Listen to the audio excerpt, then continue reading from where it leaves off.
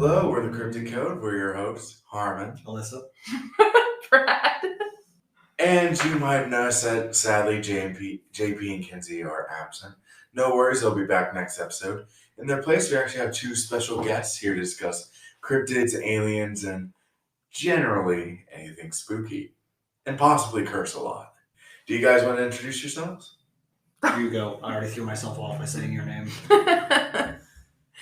I'm Alyssa. I'm Harmon's bestie. Hello.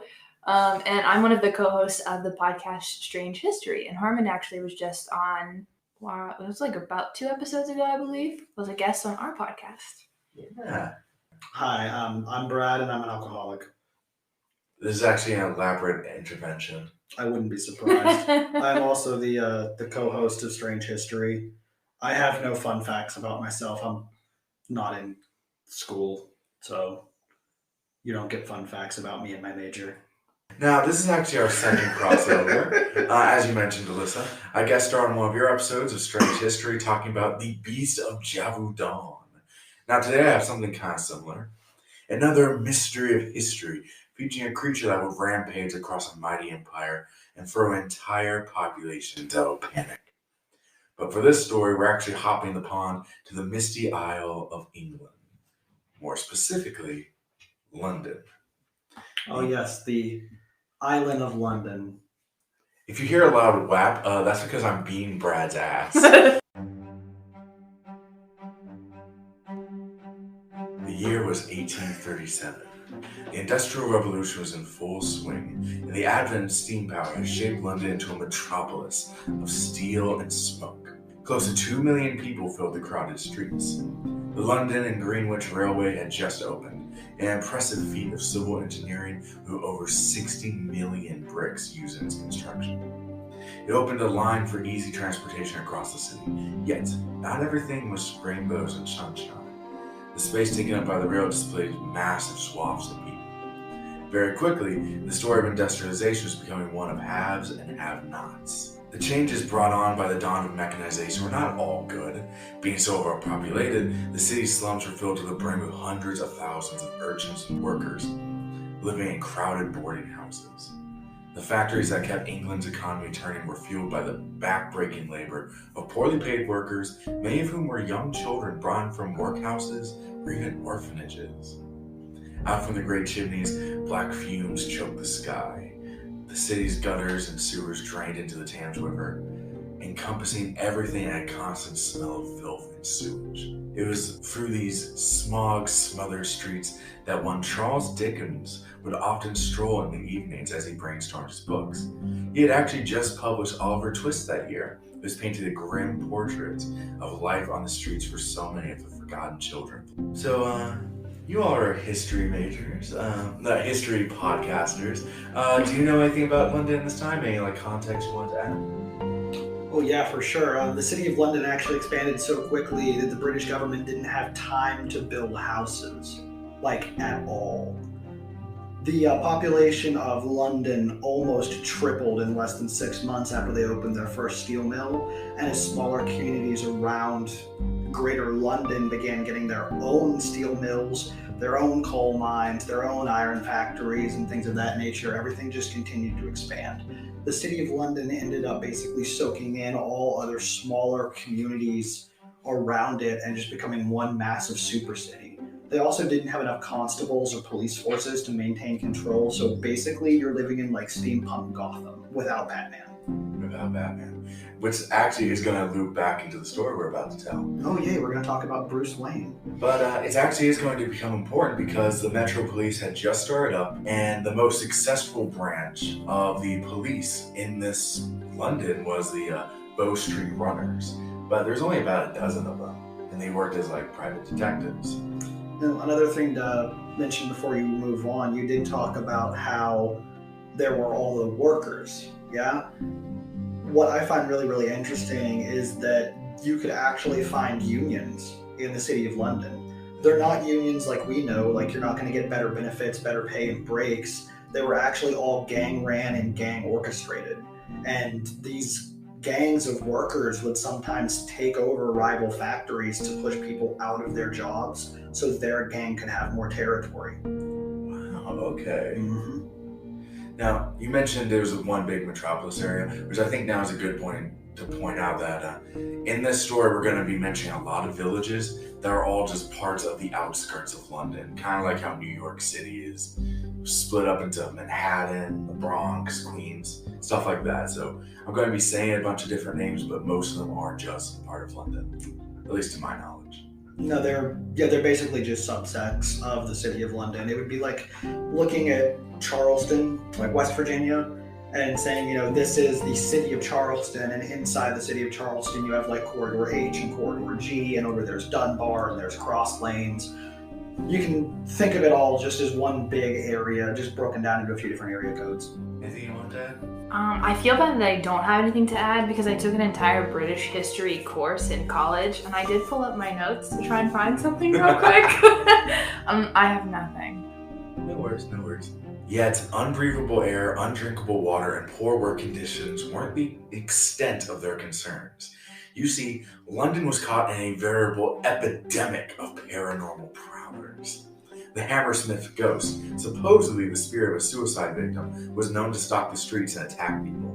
The fear it caused was so real, it led to an actual murder in 1804, when an excise officer named Francis Smith shot and killed one Thomas Millwood, a local bricklayer mistaken for the ghost because of his white work uniform. And it actually set the precipice for British self-defense laws all the way up until 1984. Just because he was wearing white? The dude was so freaked out, he saw him, told him to stop, and then just shot him. Yeah. Okay. Alright. London was stewing in fear and dread. No one knew who or what lurked in the shadowy alleyways where the streetlights did not reach. Those same shadows that would one day host the infamous serial killer Jack the Ripper. But for now, the stage was set for a different Jack to grip the whole of London and a terror that would last over a century.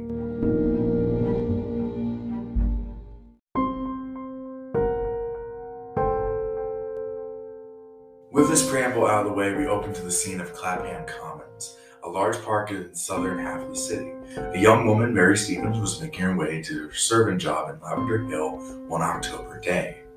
As she passed the opening of an alleyway, cloaked in darkness, a figure suddenly leapt out and attacked her. The creature tore her dress with a set of iron claws.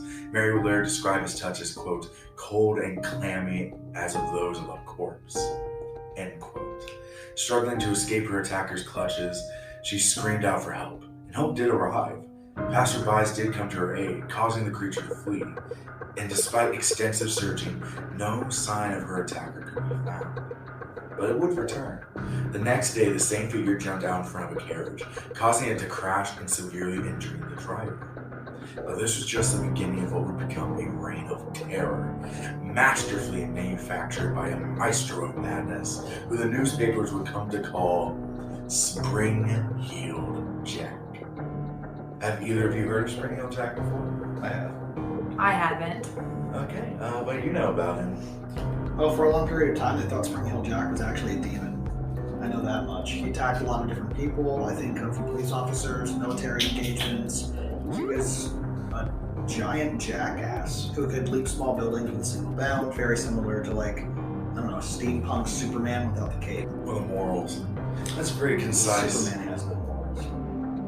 Oof, hot take. Twitter's gonna be mad about that. That's fine. But that's actually a pretty concise summary, but hopefully we can find a little bit more depth, because I did some real digging into this. So, let's Real digging as compared to fake digging? Yeah, fake digging. It's where you put the dirt right back in. Okay, that's fair. Now, the figures had a bit of a revival as of late, but it's still relatively obscure. Like I alluded to earlier, he's typically overshadowed by the Ripper as the Jack who terrorizes Victorian London. For those unfamiliar, I think it'd be best to start with general description. Now, reports vary as to his appearance, but the consensus is he's typically a humanoid figure wearing a helmet, a black cloak, with a tight white shirt underneath, 2 glowing red eyes, and a large metallic claws on one of his gloves. Imagine Freddy Krueger's knife gloves. All I can think about in that description for some reason is the hash slinging slasher Slasher. from SpongeBob. Like across the street in the black coat with the red eyes. Before he gets them! It's actually not claws, they're just 3 really, really sharp spatulas. Get flipped, bitch! Spatula heel jack. It doesn't roll off the tongue. I think it does. I think it rolls really well. Now, as the name implies, his main method of evading capture is his titular ability to jump high distances, like you mentioned, Brad. One article described him as, quote, a man who, under various disguises, would suddenly appear before the unsuspecting pedestrian, and, having nearly frightened the traveler out of his or her senses, would as suddenly disappear with terrible bounds, leaving the impression upon his affrighted victim that his satanic majesty had descended to pay him a visit in person. End quote. Sounds like Gwen sneaking up on you in the middle of a tour. That's not going to mean anything to us listeners. It's gonna mean something to you guys. More sightings of Jack came in the following months from all across the London metro area. According to an article written by the Phillipsburg Herald in 1884, the pattern goes as such. Barnes, where he appeared as a white bull, East Shin, where he appeared as a white bear, Richmond, but took a more solidified appearance when he appeared in Ham, Kingston, and Hampton, wearing his iconic spring boots, knife gauntlet, and brass armor. He was even said to use boots to escape from a hunting party, leaping effortlessly over a massive wall. More sightings came from Teddington, Twickenham, Hounslow, and Syon Park. If these names don't sound real, that's because it's England. They're not. Anyway, in Isleworth, he attacked a carpenter named Jones, severely beating the man down. Jones also added the peculiar detail that Jack was wearing steel armor instead of brass and now wore red shoes, which he presumably noticed by getting the shit kicked out of him. Strangely enough, Jones stated that as he was struggling with the creature, 2 other, quote, ghosts appeared to assist Jack. I assume these apparition accomplices to be named Moonshoes Martin and Bouncy Boots Benjamin. But that's just me speculating. No, it's absolutely true. It's in the historical documents. He then moved on to Erixbridge, Hanwell, and Brentford. In Ealing, he fried a local blacksmith so badly the man was rendered bedridden. Not everyone was easy pickings, though. According to the same article, quote, at Hammersmith, he found an opponent in the shape of a valorous laundress, to whom he appeared in the form of an immense baboon, 6 feet high, with enormous eyes and arms of extensive length. And in strict keeping with his animal appearance, he grunted like a hyena. I should point out, it's not a hyena, it's an hyena, because England. This courageous woman, after an ineffectual attempt to avoid her uncanny visitor, determined to give him battle, and flew at him with such a fury that he was glad to give up the I contest. can just imagine this like 4'11" woman carrying a basket of laundry, seeing this monkey and being like, not today, Satan. Come get some. I hope that turned out well in the recording.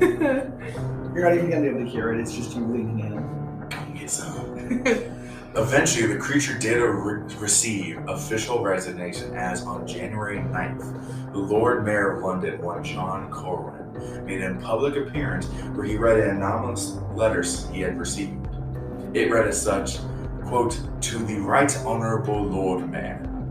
My lord, the writer presumes that your lordship will kindly overlook the liberty he has taken in addressing a few lines on a subject which, within the last few weeks, has caused much alarm in the neighboring villages within 3 or 4 miles of London. It appears that some individuals, parentheses, of, as the writer believes, the higher ranks of life, in parentheses, have laid a wager with a mischievous and foolhardy companion, name as yet unknown, that he does not take upon himself the task of visiting many of the villages near London in 3 different disguises of a ghost, a bear, and a devil. Moreover, that he will not dare to enter gentlemen's gardens for the purpose of alarming the inmates of the house. The wager, however, been accepted, and the unmanly villain has succeeded in depriving 7 ladies of their senses.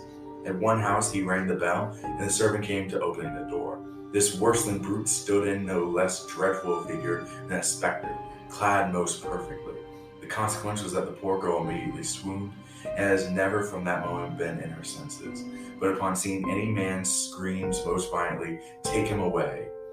There are 2 ladies, which your lordship will regret to hear, who have husbands and children, who are not expected to recover, but are likely to become burdens upon their families. So are they, like, falling in love with this creature? No, they're going crazy. Okay. I was just using swooning in that sort of context. I was like, they meant like do they really want to be like dicked down by this homie and they just said fuck their husbands? Like, in all honesty, if the dude has legs powerful enough to jump an entire building, I'm just saying. Spring-powered penis. You never know. Spring dick Jack.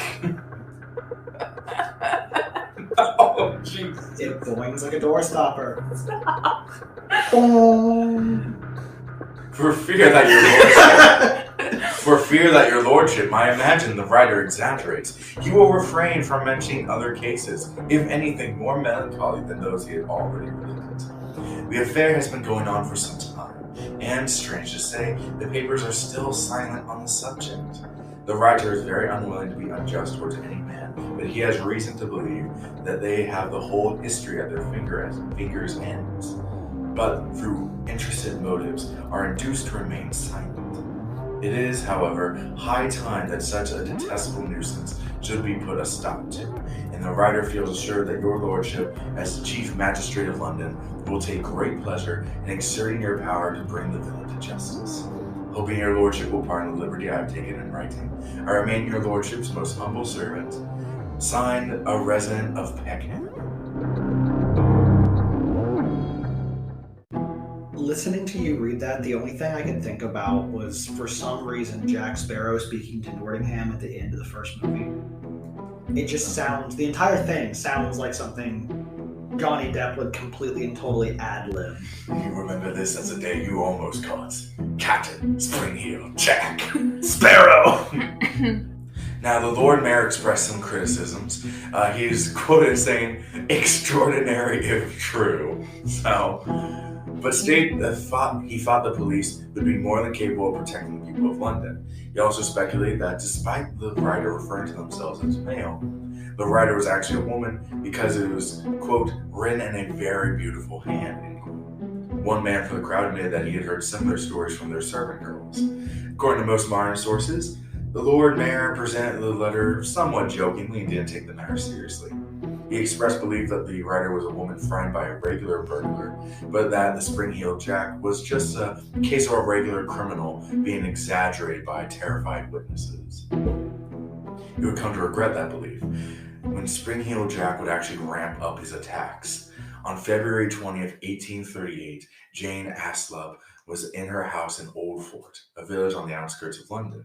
It was around 8:45 p.m. when she was summoned to her front door by a violent knocking. She cracked the door open and peeked outside, spotting a tall figure in a black coat by their gate. "Hello?" she called towards the towering man. "What's the matter?" The figure identified himself as a police officer, ordering, quote, "For God's sake, bring me a light, for we have caught Spring-Heeled Jack in the lane." Jane grabbed a lit candle and quickly hurried out to the man. As he handed it to him, he snatched it up, throwing off his cloak to reveal a monstrous appearance in the candle's glow. She described him as wearing a helmet and a very tight white oilskin garment, yet her eyes were truly transfixed on the creature's 2 burning red eyes and a mouth of blue and white flame. So he could talk? Yep. Spring-Heeled Jack was in the lane, and now she was face to face with the terror of London. Jane tried to run, but Jack snatched her, putting her into a headlock as his clawed hand scratched her repeatedly. Finding a desperate, hysterical strength in her panic, she managed to wrestle out of his hold and run towards her house, but just as she reached the door, Jack caught her, his talons cutting into her neck and arms, as well as slicing off a chunk of hair. Thankfully, the cuts were not lethal, and just at the nick of time, Jane's sister reached out and pulled her into the house while the creature turned to flee. They report their encounter to the investigating magistrate, which is basically like a proto-detective, at the Lambeth Street Police Office. She presented her report to the court, and her father added in an insightful observation that the Times report as, quote, "Mr. Alsop also said it was perfectly clear that there is more than one ruffian connected with the outrage, as the fellow who committed the violence did not return for his cloak, but scampered across the fields, so there must have been some person with him to pick it up, end quote. So yeah, what do you think about that? Jack's actually getting a lot more violent now, and this is actually one of the most famous encounters with him. Does he have like minions? We're actually going to get to that. There's a big theory that Spring Heel Jack wasn't one person, but kind of like Ghostface and Scream is a group of dudes all donning this costume. But we'll get to that later. Okay.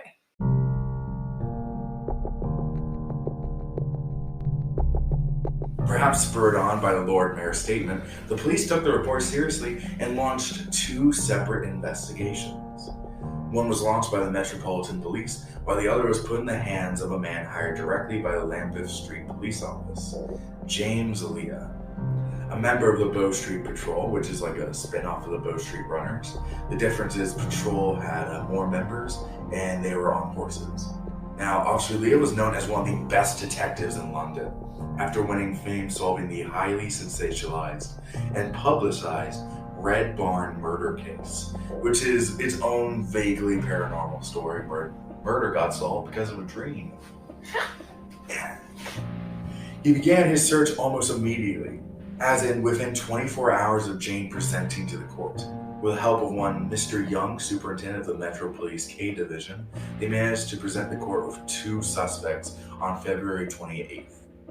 A bricklayer named Payne and a carpenter named Milbank were identified by the testimony of one James Smith, a wheelwright, basically a wheelmaker for wagons. Smith heard James' screams and rushed in that direction to help. As he headed towards the Alsop house, he came across Payne and Milbrook headed the other way. He also stated that Milbank wore a white shooting jacket, which they believed might have been the oilskin garment Jane noted. Eventually, the 2 were released as another witness named Richardson testified he saw a boy and young man with a black coat also heading away from the Alsop house. What makes his testimony compelling is that he heard one of them say something about chuckling about Spring Heel Jack being in the lane. And that's important because at this point, no one knew Spring Heel was involved in this. Only Jane. That wouldn't be public information yet. Meaning that they had to know it was him, and they would probably be the attackers. Sadly, no one was brought to trial for the attack on Jane Haslem, and soon after, Jack would strike again. That very night, February 28th, Lucy Scales and her sister were walking home after visiting their brother in Limehouse. They were passing by Green Dragon Alley.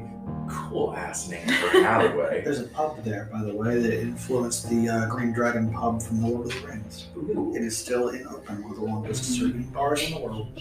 Too bad Aragorn wasn't here to stop them. I feel like Aragorn would have just been okay with all of this.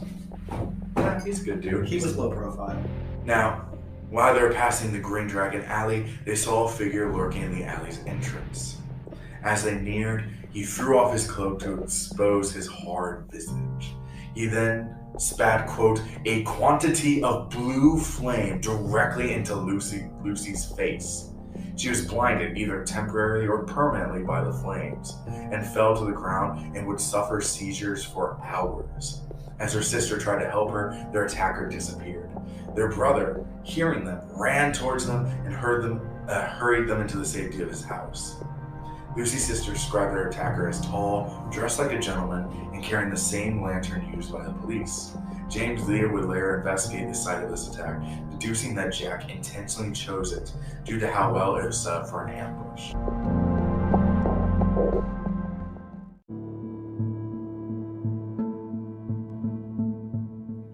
Sadly, Spring Heel Jack became an easy scapegoat for the scum of London, and a wave of imitators would take up Jack's mantle.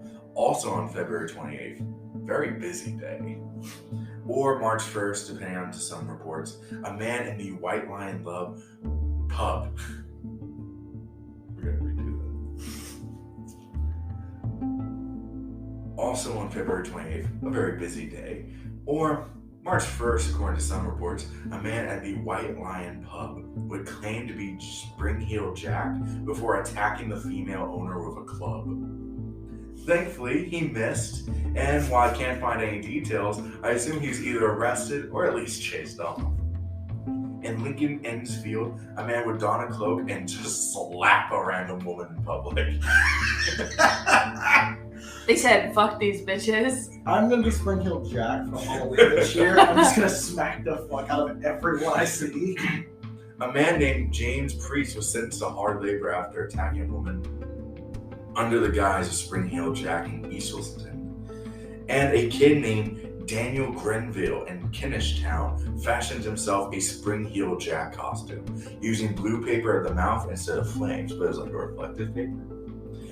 The police just let him off with a warning to cut that shit out. The weirdest case was a man in South End who attacked a woman while she was on a cliffside and didn't throw her off, but just stuffed fucking grass in her mouth, then ran away. He was advocating for vegetarian rights. That's right. The attack was attributed to Jack despite having no real connections. It was just, he became this urban legend. He was this ghost you could just blame anything on. Oh no, I'm poor because Jack stole all my money. Yeah. I would like to take a moment to discuss the kind of cultural impact Spring Heel Jack had on London. Strangely enough, despite being a monster quite feared by people, he also became a fascination of fiction writers at the time. He became a major icon of pop culture and would star in stories printed in penny dreadfuls. For those who don't know, penny dreadfuls were cheap novels printed on low-quality paper and sold as inexpensive disposable entertainment. They earned their name by typically featuring violent, exploitative stories meant to appeal to the lowest common denominator and costing, well, a penny. But even weirder, he wasn't relegated strictly to the role of villain, and has even been portrayed as a mysterious anti-hero. Many of these penny dreadfuls showed him as a supernatural avenger, doing violence to those who did violence themselves, and using his paranormal powers to terrify criminals. So Victorian Deadpool? I was gonna say in all reality he was a proto-Batman, because he was depicted as having bat wings that he used to jump on people. That's fair. But listen to all the shit this man has supposedly done. Sticking grass in someone's mouth, slapping a woman in the street. This is Deadpool. Yeah. Actually, no, this isn't even Deadpool. This is just Ryan Reynolds in a normal Tuesday. I think I saw that in Free Guy. I think so. Ryan Reynolds, if you are listening to this podcast, please, I need you to come slap me just one time. Give us a shout out on Twitter. I just want money. I'm not gonna lie. Ryan Reynolds, I just want to know you listen to the podcast. But when you start talking about all the stuff Spring Hill Jack did, it gave me the visual image of Robert Pattinson's Batman just stuffing grass in the Riddler's mouth, what did you do? I am vengeance. But yeah, he was a proto-Batman and possibly could have inspired the famous DC detective character.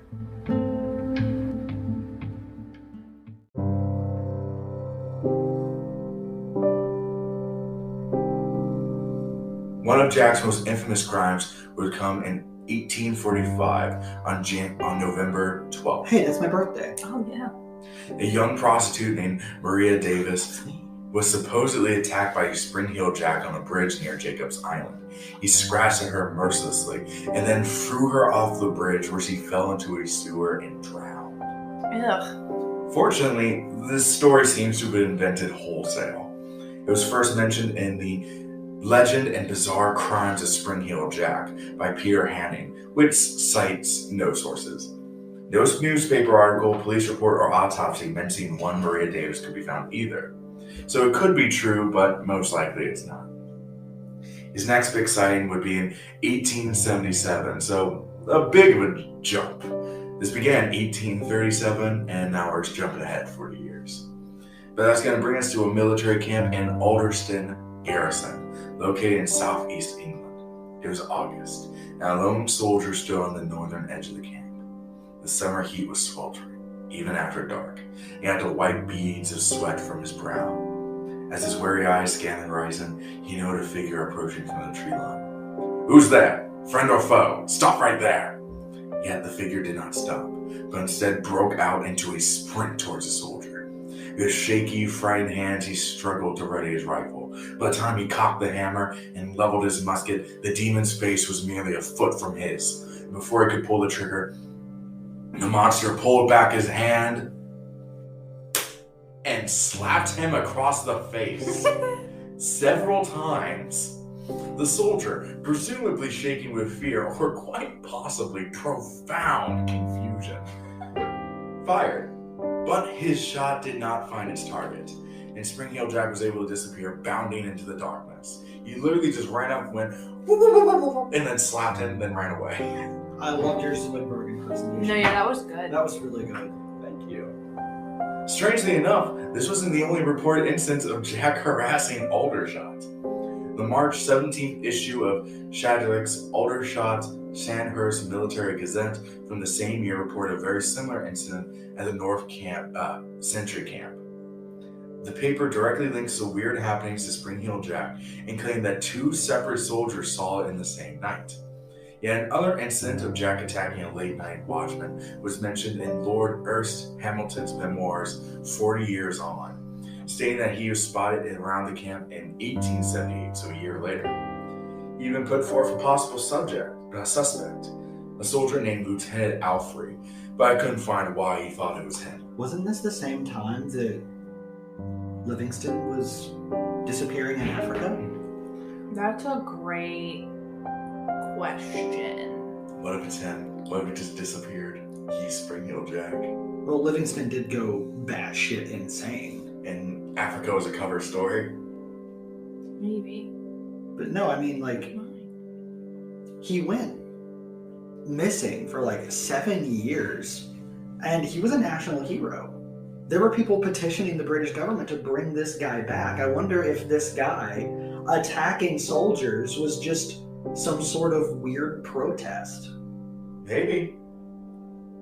No, this was in 77. He disappeared between like the 1860s, and then he was quote unquote found in 1871. He died in 1873. Okay, never mind. Another theory shot down. Damn, you, Spring Heel Jack. he killed him. There's a string of other Spring Heel Jack sightings. In 1877, he was chased by a mob in Newport Arch, where he escaped via jumping. The following year, he was spotted atop the St. Francis Xavier's Church. And finally, he was seen in 1904. He was spotted by hundreds of witnesses on William Henry Street, or at least that's the story put forth by a newspaper article in 1967. Yet it might have been a case of mistaken identity, in the game of telephone that urban legends tend to become. A woman who lived around the area at that time, named Mrs. Pierpont, stated that the story had been an exaggerated mutation of a real event following a figure known as the Liverpool Jack, a mentally unstable man who would scream that his wife was the devil from rooftops, and when the police tried to stop him, he would just jump from one to another. You know what? Me too, bud. It's a vibe. The most recent supposed sighting of old Spring Heel Jack was actually in 2012 in Banstead. Scott Martin and his family are riding home in a taxi around 10:30 p.m. on February 14th. As they're going down a bypass, they spotted a dark figure with no distinguishable features. Quote, "We didn't pay much attention until we started crossing over to our side of the road. Next thing, he jumped over the center fencing in the road and ran across our two lanes. On the side of our road is a bank easily 15 feet in height, and the figure crossed our road, climbed this bank, and was gone from sight in all about 2 seconds." That was just someone in a Batman costume. Yeah. It was marketing. Well, it's 2012. What movie was that? Dark Knight? I think that was Killing Joke. Now, it is worth noting that it was the family themselves that drew the connection to Spring Heel Jack. Yeah.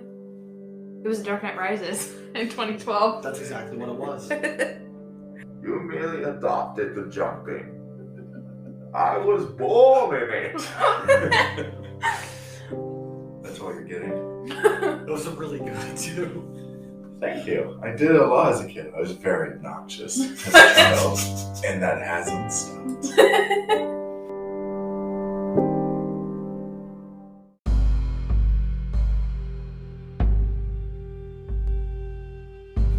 so the tale of Spring Heel Jack draws to a close.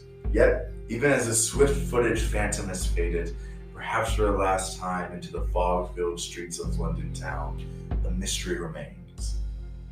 One that has puzzled and baffled investigators for centuries, whose answer dodges and evades just as the cloaked beast darkening the alleyways of the old city. So, what was Spring Heel Jack? Our first theory is the one proposed by the writer of the letter sent to the Lord Mayor, that Spring Heel Jack was simply a human donning a costume as part of some elaborate bet.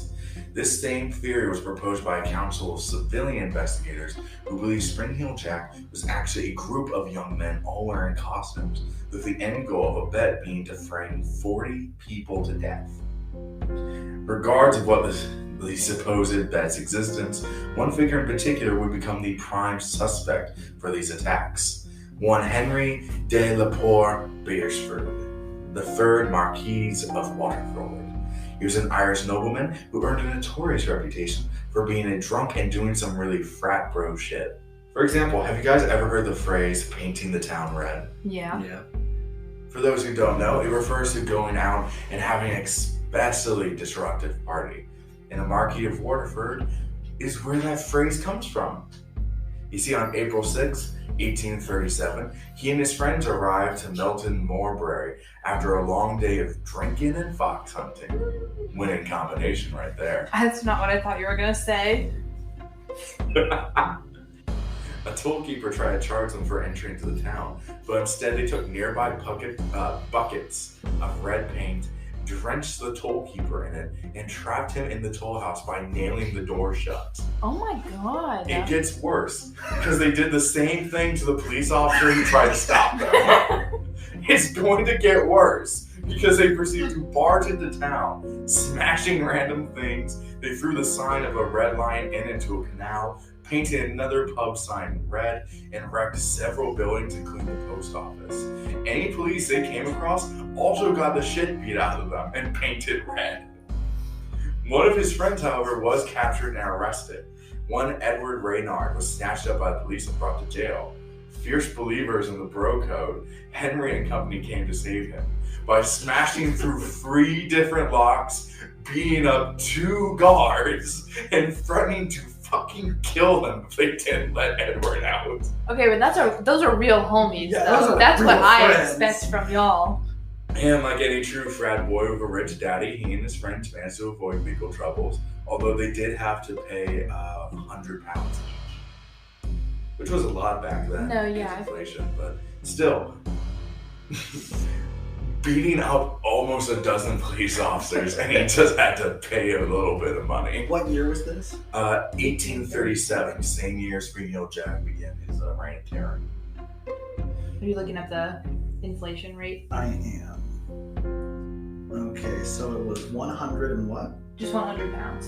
100, and you said 1837? Yeah. 1837. 1937 to 2022. Now you have to convert it from pounds to... Yes, converting. Dude. Jesus Christ, it's a $14,684.91 fine if adjusted for modern U.S. currency. But hear me out. Compared to what he did, that's still pretty good. He did like at least $1 million worth of damage. Those hospital bills. But I mean, honestly, if I was a business owner and just watched this guy do all this, I would probably not even try to do anything in retaliation. Or just be like, you know what? I think I'm gonna close for the day. Yeah. I think this is the perfect time to just go home. We don't want the ledger in the red. I'm going home. Yeah. So clearly this man would be totally capable of doing something this outrageous for a bet. One issue of this idea, though, is that Henry died in 1859. So there have to be copycats to continue Jack's antics into the late 1800s. Further, if Spring Heel Jack was truly a normal person, how did they achieve their paranormal aspects? Proponents of this theory believed, much like an episode of Scooby-Doo, that the seemingly supernatural abilities were merely elaborate illusions.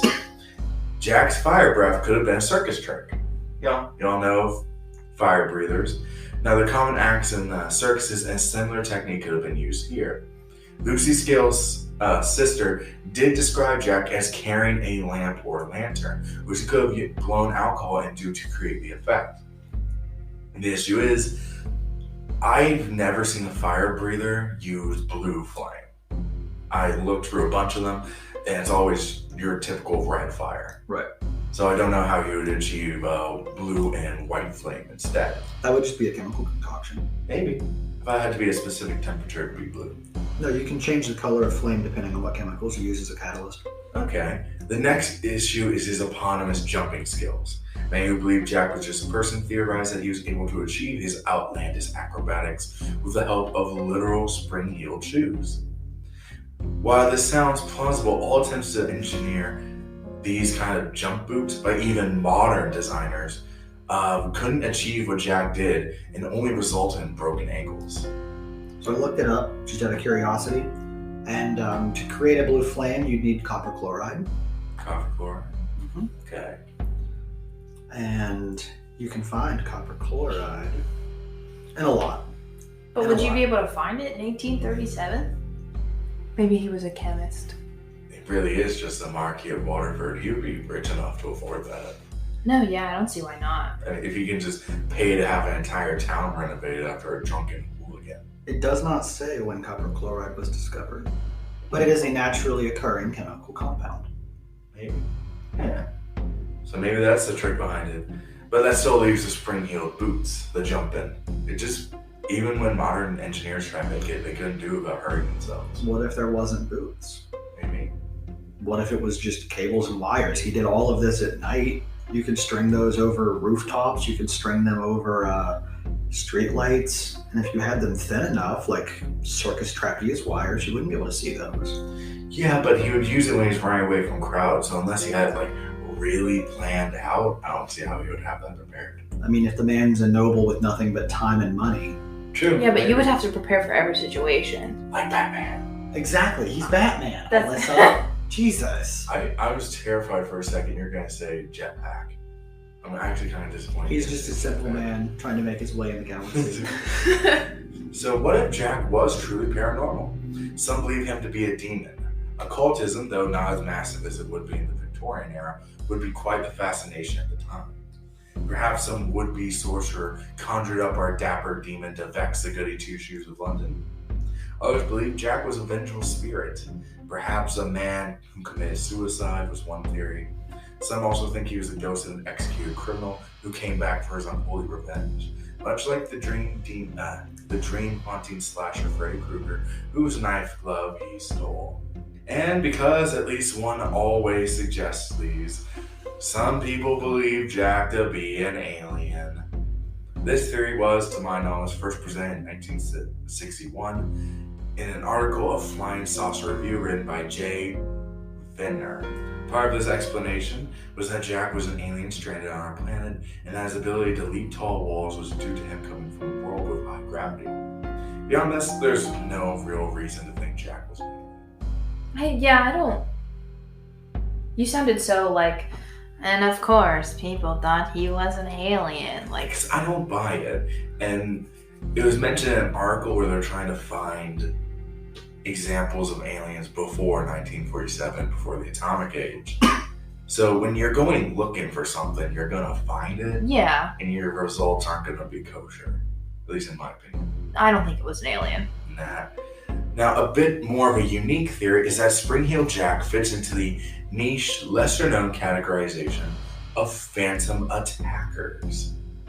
These are spirits typically depicted as generally humanoid, but with seemingly supernatural or spectral powers. One such example of a phantom attacker is the Mad Gasser Mattoon, a supposedly sinister stalker said to pump poison gas into the homes of sleeping families. Have any of you heard of the Mad Gasser? No. There's actually one in Virginia too. There's actually like 3 different Mad Gassers. And they would just gas people in their homes, you said? Yeah, they would slip little hoses through the windows. And people don't know if they're real or if it was mass hysteria. Or for the Mad Gasser Mattoon, there was the theory that he was an escaped German prisoner of war during World War II. And this prisoner of war wouldn't be caught until he turned himself in the 1980s. Yeah. So yeah, that's a thing. Oh, well, that's a story for another day. Maybe another crossover. Hint, maybe, possibly, if you guys want me there. I wanted to share some of his other nicknames, namely the Anesthetic Prowler and the Phantom Anesthetist. I just like those names. But if y'all don't mind, I like to go off the rails a bit and provide my own explanation. A wholesale Harmon original. I'm ready. I'm excited. I propose that Spring Heel Jack was not an alien, nor a man in a costume, nor a phantom. I believe he might have been a creature straight from the ancient folklore thrown into the industrial age. A ghoul. Huh. Ghouls. Shut up, you weeb. Ghouls are a rather obscure creature, so I should explain for those unaware. They originate in Arabic folklore. Ghoul is a pale, malnourished humanoid, often portrayed as having long, thin fingernails that resemble almost talons. So that fits in. They're considered undead, explaining how the first victim described his touch as corpse-like. And finally, Arabic folklore states that ghouls possess the ability to shapeshift into animals, which is why you're seen with looking like a bull, a wolf, or a baboon. And a bear. You mentioned the bear too. But it goes deeper. Now you might be wondering, what would a ghoul be doing in London? You see, ghouls are scavengers. They're known to lurk in cemeteries to feast on dead bodies. And London would be an ideal hunting ground. Not only does London have massive cemeteries, years of construction have discovered over 20 mass graves underneath the city's streets. These mass graves were plague pits, essentially huge dumping grounds for those who died of the Black Death or other such diseases. Between those and the extensive graveyards, there would be plenty to attract a ghoul. Yet ghouls are typically thought of as subterranean creatures happy to remain underground. That's where we put our corpses after all. What would drive one to the surface? It would have to be some large, noisy project consisting of a lot of ground to be broken. Something like, I don't know, the construction of the London Greenwich Railway? While it's not underground, the construction might have been large enough to drive a ghoul or perhaps a pack of ghouls out from their underground abodes. But that's all I have. Now we are left with a simple question. Do you think Spring Heel Jack was real?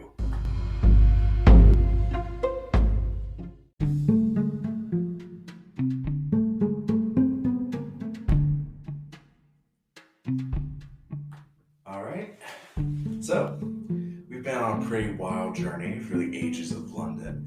We've seen attacks, we've seen people being slapped in the face, and one person ate grass. But we're left with the question of, what do you think is behind all this? Do you think Spring Heel Jack was a person, a monster, or what? Do you think he was not real at all? I think when you first started, I was like, this is just a person, like, fucking with people. But when you, like, explain the ghoul situation, because I knew what a ghoul was, but I didn't really know what a ghoul was. I feel like that vibe. If you want to go, like, the paranormal route, I will, for the first time, I think, ever, go the paranormal route on this and not say that it's just a person. I think it could be a ghoul. I think you convinced me. Ghoul. I have to think about it logically. Cool. This is, I think it's the Fae. That makes sense. Oh, because Beresford's from Ireland. Because Fae can shapeshift, they cause mischief and mayhem. And I mean, what other than an evil demon fairy would have the balls to walk up and just start pimp slapping soldiers at gunpoint? True. Yeah, I think that makes sense. I kind of I'm digging the Fae explanation. And I explained why bullets didn't seem to hurt him. And why he could just jump shit. Yeah. How he was physically attacking people in the way that he was. Having no features and then having features. Yeah. Okay, so you think it was paranormal too? I think it was specifically Fae. Okay. And I think it was a ghoul, personally. That's why I put it in there. That's why the whole last paragraph. Harmon's original. So, is this an all yes? You all think he was paranormal? I'd like to believe so. You want to believe? I want- Fox Mulder? I want to believe that it was a paranormal entity-esque. But at the same time, I think it would be so much more fun to just believe that it was a Cambridge college professor walking around because he had tenure and knew that he could do whatever the fuck he wanted to do.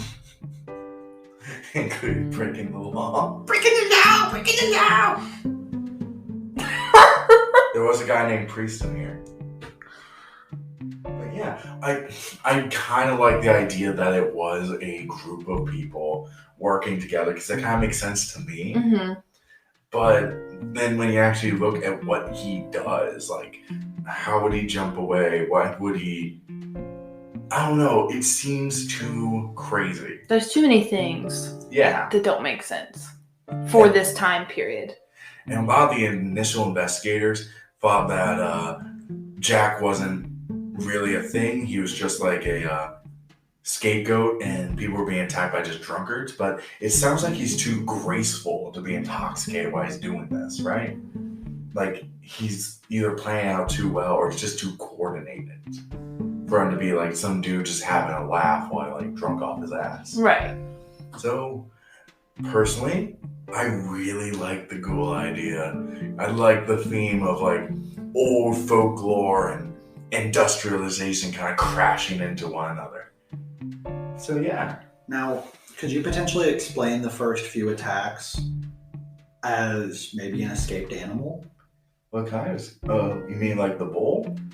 Yeah, like the bull, the bear. There's a huge zoo right in central London. True. And at one point in time, wasn't someone attacked by a fucking baboon? Yeah. I mean, have you seen how high they can fucking jump? True, but I feel like they would have turned up at some point then. You know how easy it is to lose animals from zoos? It happens all the time. No, I mean like it would die somewhere in the city and someone would come across and be like, bull! But I mean, think about it. This is the 1800s London. If you come across fresh meat, you're just gonna eat it. Fair point. Including baboons? Absolutely. It's England. They ate mummies, Harmon! That is a really good one. Or, in cruel twist of irony, the animal that would have been Spring-Heeled Jack could have drowned in a sewer.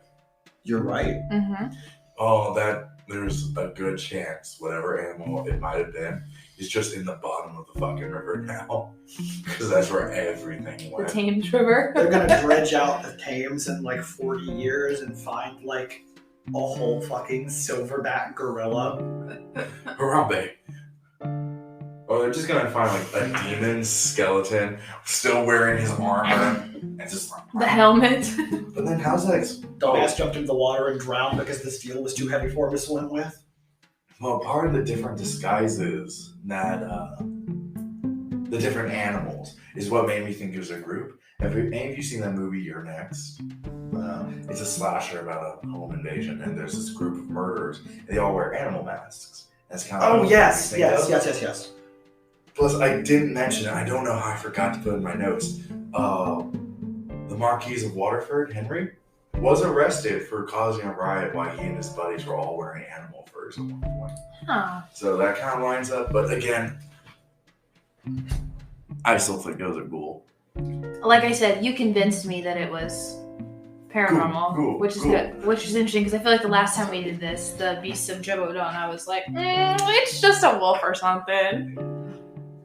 Oh, there's also the theory he was a vampire, but I didn't want to get into that. I didn't want to get into it, but I thought about it. I really did, and I was like, do you know who was in London at that time?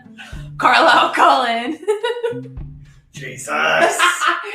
Oh. When Jane came But he out to didn't. Elaine, But he never killed people. So supposedly. no, he never did. I thought I killed criminals. It's like, No, that was Edward. But his dad, the guy who created him, had never tasted human blood. cool. Bring it back to Twilight, baby. I fucking hate that. Everything in the world she can tie back to fucking Twilight. But if we want to go down the vampire route, I will point out this vague description kind of sounds like Nosferatu. I mean, yeah, long. claws. Back to SpongeBob. Yeah. Everything in the world is SpongeBob or Twilight. There is no in between. It's like the literature thing about like everything goes back to Shakespeare or the Bible. With this podcast, it's SpongeBob or Twilight. You can guess which one's the Bible in that comparison. Okay, so I guess we're just have to come down to the final conclusion. Is Spring Heel Jack real and a paranormal creature? Yes or no? I'm going to go with yes, real, yes, paranormal creature because you convinced me. Hey, you, Brad? Yes, evil demon fairy. And yes, cool. So yeah, that's going to bring us to the end of this episode. Thank you all for joining us on the Cryptid Code. If you want more like this, follow us on Anchor, Apple Podcasts, Spotify, wherever you get your good podcasts. You can also follow us at Twitter, at the Cryptid Code. We post supplemental material from our investigations, dumb memes, and occasionally we get into Twitter feuds. And do you want to plug your show, guys? Yeah, sure. We talk about strange history. It's called Strange History. We mostly dive into the weirder things that happen, not necessarily paranormal, but sometimes we cross the line just a little bit. We just posted an episode Friday about the Red Baron. Like the pizza? Not the pizza. Oh, the guy from Snoopy. Yeah. That Okay. one. Yeah, and you talk about Catholics a lot, right? Oh. Yeah. We don't mean to, they just come up so often. There in wasn't any history. in this episode. Was there? He was. He was a I Catholic. just didn't mention it. Consider this episode DLC for their Red Baron episode. To get the full story. I saw it in I found the church he attended and where And his you didn't family tell me? went. I looked at it and I had my computer up and I had my phone up and I was doing research and I saw that C word and I was like, I can't. I can't in good faith do this for the 6th episode in a row. And the Swiss guard were holding a gun to your head and they're like, Mamma mia, unless you want to get excommunicated from the life. I'm sorry, everyone. That's a very conspiracy thing. Just you have all this information, you're looking at it, you just go delete. But yeah, anyway, Strange History on Anchor, Spotify, Apple, all those, wherever your ears are listening. And we're on Twitter as well. We're at Strange4History. We share cool history facts and sometimes I go off the rails and talk about everything else. Today was raccoons, so if you want cute raccoon facts, you can go find us at Strange for History. You can tell when he's sleep deprived and has the Twitter password. Alright, but thank you for coming. They have so many touch sensors in their little paws and they wash their own food. Oh my god. And thank you guys for coming on the show today. Thanks for having us. And for everyone at home, thank you for joining us again, and tune in next time. But until then, stay safe, stay spooky out there.